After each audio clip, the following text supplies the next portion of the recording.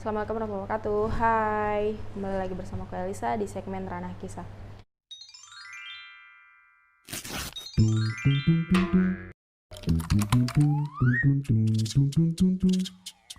Di video ini aku mau bercerita tentang kisah cinta beda agama putri Rasulullah. Kalau misalnya disebut putri Rasulullah atau anak Rasulullah atau kisah cinta putri Rasulullah gitu kan, mungkin yang langsung terbayang di benak kita itu adalah Fatimah Az-Zahra, karena beliau yang paling terkenal karena digelari Ummu Abiha, karena juga merupakan istri Ali bin Abi Thalib yang nantinya menjadi khalifah. Kisah mereka sangat terkenal, dan juga mungkin karena Fatimah melahirkan anak laki-laki yang nantinya menjadi figur penting dalam Islam. Tapi yang aku maksud di video kali ini bukan kisah Fatimah dan Ali, karena mereka emang nggak beda agama gitu kan, karena Ali juga memeluk Islam sejak kecil, sejak pertama kali Islam itu datang. Yang aku maksud di sini adalah kisah yang bikin aku terharu, kisah yang cukup dramatis gitu kan, sempat berpisah secara tragis yang akhirnya berujung manis, yaitu kisah Zainab binti Muhammad dengan Abul As, dengan suaminya Abul As. Zainab ini adalah putri Rasulullah, putri Nabi Muhammad SAW dengan Khadijah. Ketika Zainab beranjak dewasa, seperti gadis pada umumnya, dia akan mulai dilirik-lirik gitu kan, akan mulai menjadi sasaran para calon mertua. Nah, kemudian yang datang meminang Zainab ini adalah Halah binti Khuwailid, saudarinya Khadijah gitu. Jadi dia akan menikah dengan sepupunya sendiri, anaknya Halah. Dengan senang hati Khadijah menerima pinangan Halah ini, kemudian Zainab dinikahkan dengan Abul As. Saking senangnya Khadijah, dia menghadiahkan kepada Zainab kalung yang biasa dipakainya. Kemudian setelah menikah, Zainab ikut dengan suaminya. Rasulullah dengan orang-orang Arab, orang-orang Quraisy juga menyambut pernikahan itu dengan sukacita. Karena Rasulullah itu terkenal, image-nya itu kan terkenal terpuji, akhlaknya terpuji, terpercaya, dan pokoknya baiklah keluarga Rasulullah dengan Khadijah, dan juga keluarga si itu juga merupakan keluarga terpandang gitu kan, keluarga yang terkenal gitu. Nah, kemudian rumah tangga mereka berjalan dengan harmonis, mereka saling mencintai dan romantis gitulah. Tapi pernikahan mereka itu terjadi sebelum Nabi SAW diutus menjadi nabi, sebelum turun wahyu pertama. Kemudian ketika Rasulullah diutus menjadi nabi, ketika turun wahyu pertama, Zainab tanpa ragu mengikuti apa yang dibawa oleh ayahnya, mengikuti agama Islam, langsung masuk agama Islam. Tapi sebaliknya dengan Abul As, ketika dia diajak oleh Rasulullah, Abul As menolak untuk memeluk agama Islam dan dibiarkan oleh Rasulullah, karena dalam Islam itu kan gak ada paksaan. Walaupun itu adalah menantunya, kalau misalnya dia nggak meyakini, dia nggak mau masuk Islam secara sukarela, ya udah dibiarin gitu. Dan pada saat itu juga belum ada larangan untuk menikah atau berumah tangga dengan orang yang masih belum Islam atau orang kafir gitu.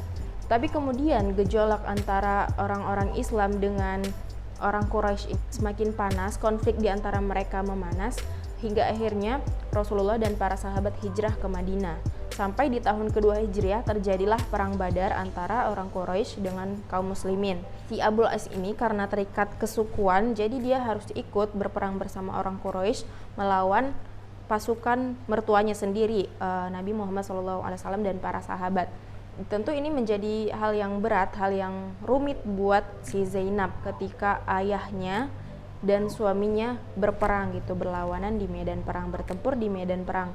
Dan dua lelaki ini tentu adalah orang yang sangat dia cintai. Singkat cerita, perang pun selesai dan kemenangan diperoleh kaum muslimin. Dan orang-orang Quraisy yang kalah ini kan ada yang menjadi tawanan, dan tawanan itu dibawa ke Madinah.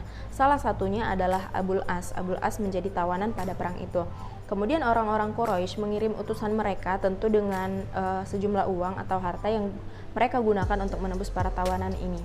Dan Zainab sendiri mengirimkan kalung yang pernah diberikan Khadijah kepadanya untuk menebus suaminya. Ketika Rasulullah melihat apa yang dibawa oleh kaum Quraisy ini untuk menebus para tawanan, dia melihat kalung yang sangat dia kenal, yaitu kalung milik istrinya tercinta Khadijah yang kemudian dia berikan kepada putrinya Zainab. Terus Rasulullah menangis terharu karena Rasulullah begitu mencintai Khadijah, dan mungkin sebesar itulah cinta Zainab kepada Abul As. Kemudian Rasulullah meminta kepada kaum muslimin, menanyakan bagaimana pendapat mereka jika misalnya Abul As dibebaskan dan juga kalungnya itu dikembalikan kepada pemiliknya. Dan kaum muslimin setuju dengan hal tersebut, sehingga mereka membebaskan Abul As dan mengembalikan kalung tersebut kepada Zainab. Setelah turun surah Al-Mumtahanah ayat 10 dan surah Al-Baqarah ayat 221, yang berisi larangan untuk menikah atau berumah tangga dengan orang yang masih kafir, Abul As kemudian berjanji setelah dia dibebaskan untuk memulangkan Zainab kepada Rasulullah. Nah, kemudian dia kembali ke Mekah. Dia sangat berterima kasih kepada Zainab yang telah mengirimkan kalungnya tersebut untuk membebaskan Abul As, dan Abul As juga bilang kepada Zainab bahwa dia harus segera kembali kepada ayahnya. Hal ini sangat berat bagi Abul As karena dia emang sangat mencintai istrinya, tapi dia harus menepati janji kepada Rasulullah. Dan dia menangis, walaupun dia adalah seorang lelaki, dia tidak kuasa untuk menahan tangis dan dia gak sanggup untuk mengantarkan Zainab. Jadi Rasulullah mengirim Zaid bin Haritha dan salah seorang sahabat Ansor untuk menjemput Zainab di suatu tempat di dekat kota Makkah. Jadi mereka nggak masuk ke kota Makkah karena itu kan sangat berbahaya, apalagi mereka baru berperang. Abul As juga nggak bisa mengantarkan Zainab ke tempat itu, selain karena tadi dia emang nggak sanggup gitu kan, saking sedihnya dia nggak bisa berhenti nangis. Terus juga karena keadaan pada masa itu pasca perang, jadi sangat rawan kalau misalnya Abul As yang mengantarkan istrinya ke tempat itu.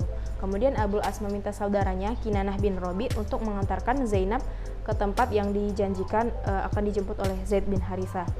Dia bilang kepada saudaranya ini agar menjaga Zainab dengan baik sampai diserahkan kepada Zaid untuk pergi ke Madinah. Terus si Abul As bilang ke saudaranya ini, "Hai saudaraku, kamu tentu tahu bagaimana posisinya di hatiku.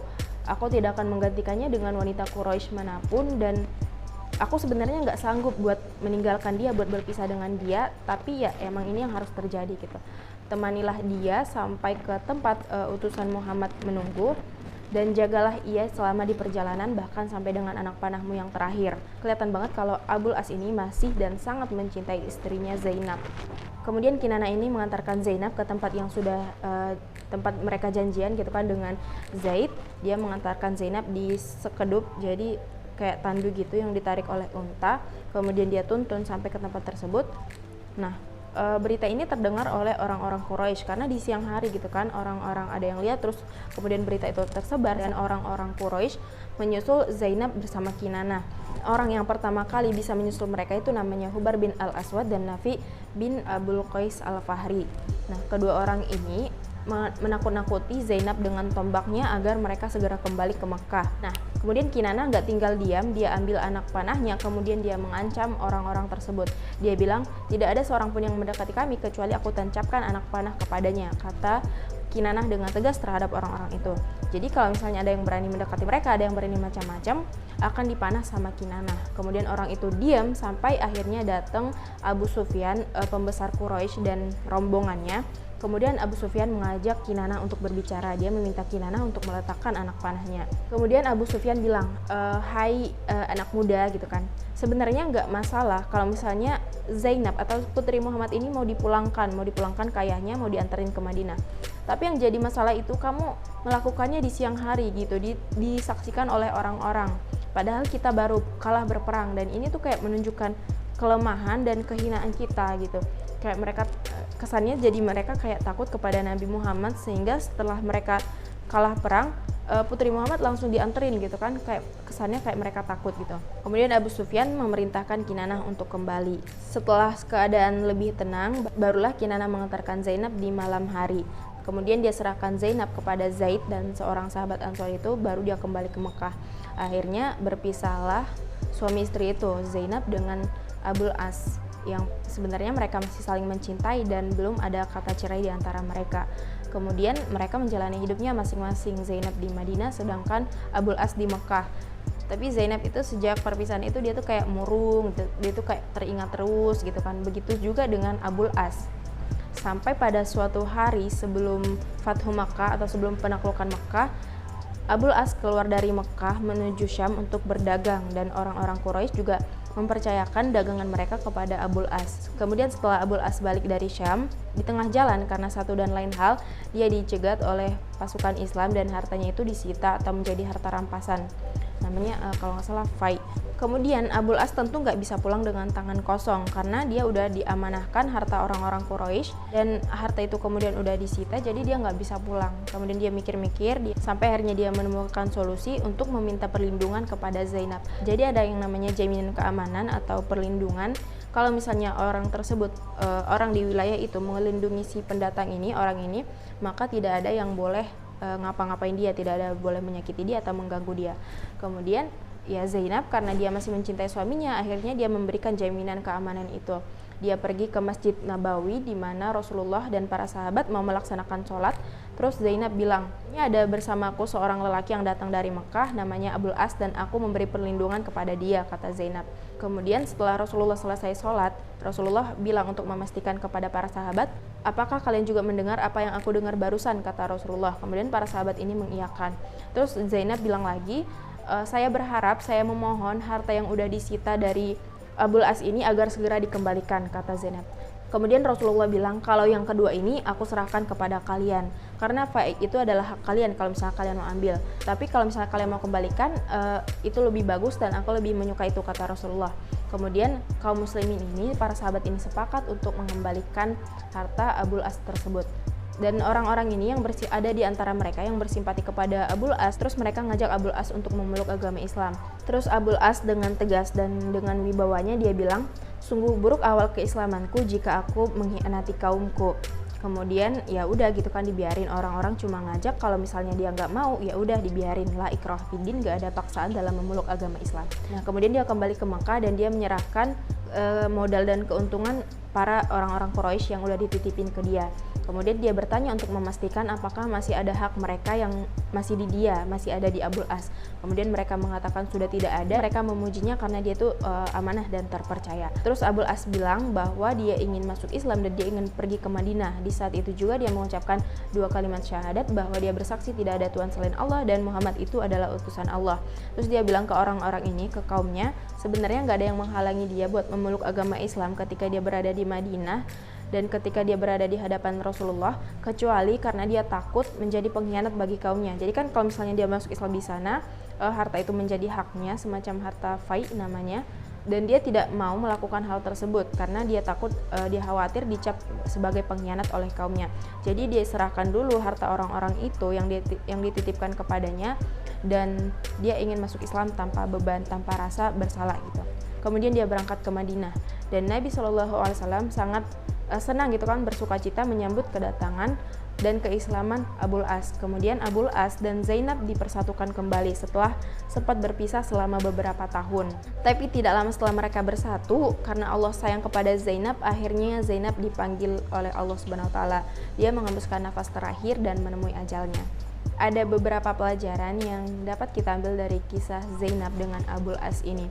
Yang pertama adalah meskipun Zainab sangat mencintai suaminya, demikian juga sebaliknya, tapi Zainab tidak mau menggadaikan imannya dengan sesuatu yang disebut sebagai cinta kepada manusia. Dia lebih memilih ketaatan kepada Allah dan Rasulullah, walaupun dengan berat hati dia meninggalkan suaminya yang sangat dia cintai. Dan yang kedua adalah setiap orang yang mengaku beriman pasti akan menemui yang namanya ujian. Tapi tentu ujian setiap orang itu berbeda-beda. Mungkin bagi Zainab ujiannya yaitu dia harus memilih antara iman atau cintanya kepada suaminya, yang akhirnya dia lebih memilih takwa, dia lebih memilih taat kepada Allah dan Rasulullah, yang kemudian berakhir manis bagi Zainab dan juga suaminya, mereka dipersatukan kembali. Yang terakhir adalah kesabaran dalam ketaatan kepada Allah dan Rasulullah itu pasti akan berakhir manis, pasti akan mendapat balasan yang sesuai, balasan yang setimpal. Kalau misalnya nggak didapat di dunia, insya Allah akan mendapatkan ganjaran yang lebih besar lagi di akhirat, yaitu surga. Sekian dulu video kali ini, semoga bermanfaat. Jika kamu suka videonya, jangan lupa tekan tombol like dan subscribe. Jika dirasa bermanfaat, jangan lupa share ke seluruh media sosial yang kamu punya. Sampai jumpa di video berikutnya, insya Allah. Assalamualaikum warahmatullahi wabarakatuh. Dadah.